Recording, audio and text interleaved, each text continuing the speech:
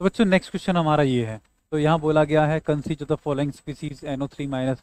ये कुछ आपको स्ट्रक्चर्स दे रखे हैं, आपको x माइनस वाई की वैल्यू बतानी है। सवाल कुछ इस तरीके से, total number of species which है बॉन्ड ऑर्डर 1.5 और ग्रेटर देन 1.5। अगर 1.5 आ रहा है या उससे ज़्यादा आ रहा है तो उसको x मान लेना है, और अगर y किसको मानना है इसका 1.5 से कम आ रहा है, और हमें x minus y is equal to value बतानी कि क्या आएगी।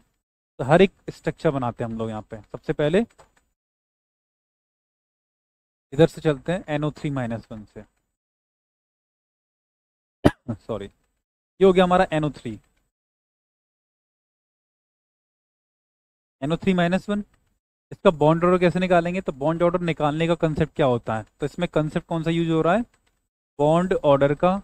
और बॉन्ड ऑर्डर निकालने के लिए होता है total covalent bond. Total covalent bond divided by RS, resonating structures. Resonating structures, ठीक है बच्चों।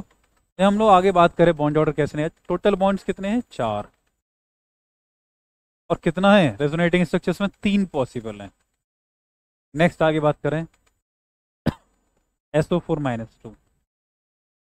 ये कुछ इस तरीके से आएगा स्ट्रक्चर। टोटल बॉन्ड कितने हैं? 6। रेजोनेटिंग स्ट्रक्चर्स 4 बनेंगे।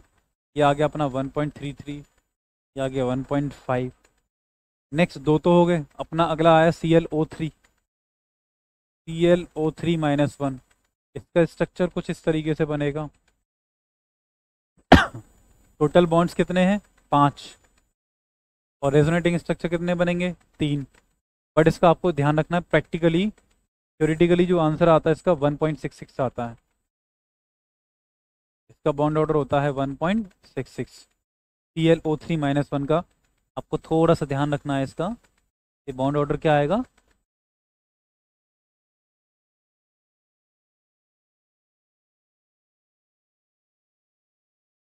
वन 1.66 के आसपास आएगा।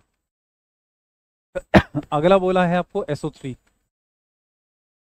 मैं SO3 की बात कर रहा हूँ नेक्स्ट।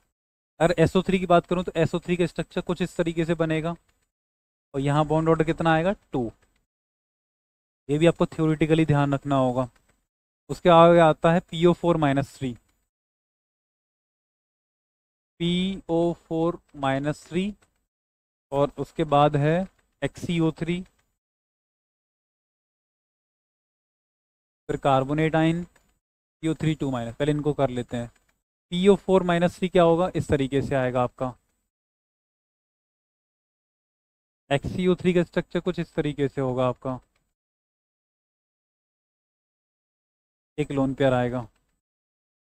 एक्चुअल में लोन पेयर को इस तरीके से बना लेते हैं।